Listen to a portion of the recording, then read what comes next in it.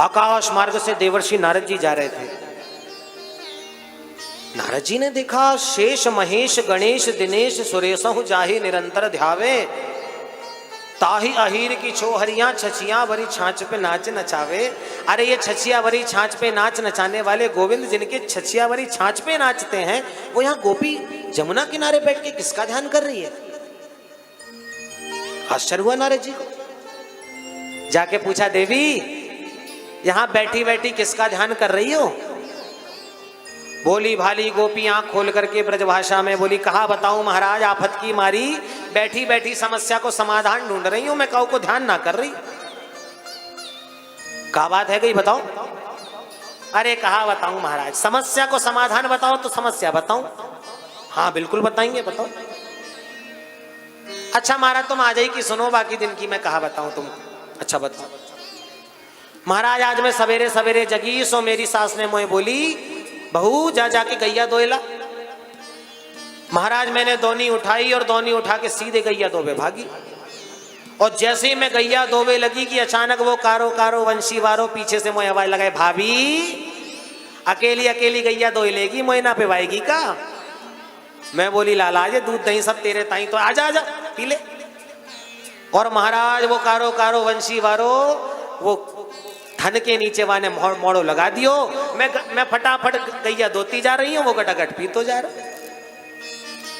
अचानक मैं गटागट वो दूध पीते जा रहे हो, मैं गैया दोती जा रही हूँ कि अचानक मेरी सास ने मुझे देख रही, सो झल्ला के आवाज लगाई, अरे बाबरी आ गई है, तेरा दिमाग खराब है गयो, देख सारो दूध तेने जमीन में बहा दिया। अचानक से मुझे होश आयो, मारा तो वहां कोई वंशी वारो ना है, मैं पूरा दूध तो जमीन में बहा रही। अरे राम राम, अब क्या करूं? मेरी सास ने मुझे इतनी डांट लगाई महाराज कि मैं अपने आप को संभाल ना पाई। जैसे तैसे अपने मन को समझाई, अपने दूसरे काम में लगाई। सारो दूध तेने सत्यानाश कर दियो, जा जाके धान कूट। मैंने महाराज अब धान कूटवे लगी, सो धान कूटते कूटते अचानक फिर कारे कारे वंशी वारे की आवाज, भाभी नाराज है गई है का? मैं बोली नाना लाला मैं तोते काहे को नाराज होंगे, आजा बैठ जा मेरे साथ। महाराज मैं वो कारे कारे वंशी वारे से बतिया रही कि इतने में वो मेरी सास फिर बोली, अरे बाबरी बहू तू भांग खा के बैठी है, अकेली अकेली कोते बतिया रही है? सोई में होश आयो तो वहां कोई कारो कारो वंशी वारो ना, मैं तो आपस में ही बतिया रही हूं। जैसे तैसे मैंने अपने आप को संभाली। वाके बाद मेरी सास ने कही, जा घड़ा उठा और जाकर के जमुना जल लेके आ। महाराज में घड़ा उठाई, जमुना जल झरबे फरबे आई, पर जैसे ही मैंने जल भरो सो अचानक घड़ा भारी है गयो। जैसी घड़ा भारी है गयो सो इतने में वो कारो कारो वंशी वारो फिर चले आयो, भाभी ये तो भारी है गयो तो ने को चाय दूं? मैं कहती हाँ लाला भारी तो ने को चाय दे। और जैसे ही महाराज मैंने हाथ छोड़ी तो मटका तो धड़ामनी से वहां पर फूट गया। सोई में होश आयो कि वहां कोई नंद को छोरा ना, मैं तो आपस में ही बतिया रहे।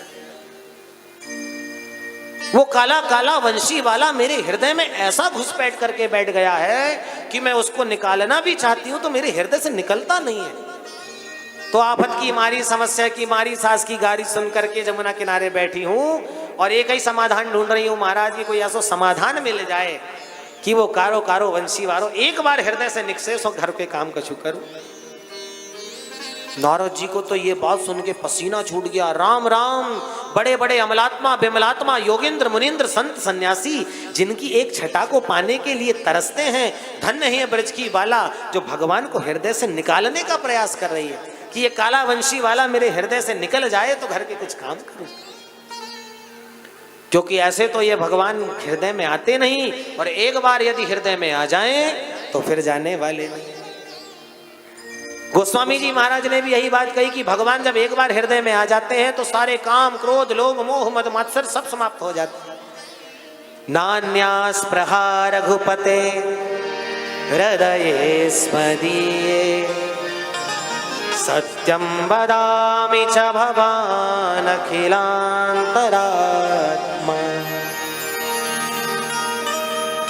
गोस्वामी जी भी कह रहे हैं, नान्यास प्रहार रघुपते हृदये स्मदीये, सत्यम वदामि च भवान् अखिलांतरात्मा। कामादि दोष रहितम गुरुमान संच। जितने भी काम क्रोध मोह लोभ मोह मेरे हृदय में भरे हैं वो सब आपके आते ही चले जाते हैं। तो एक तो ठाकुर जी किसी के हृदय भवन में आते नहीं, और एक बार यदि हृदय भवन में आ जाएं तो फिर निकलने वाले नहीं। तो श्रीमद् भागवते महामुनि कृते किंबा परेरीश्वर सद्यो हृदय वरुध्य तेत्र कृतभि शुश्रू सभी क्षणा। एक बार प्रेम से कहो श्री राधे।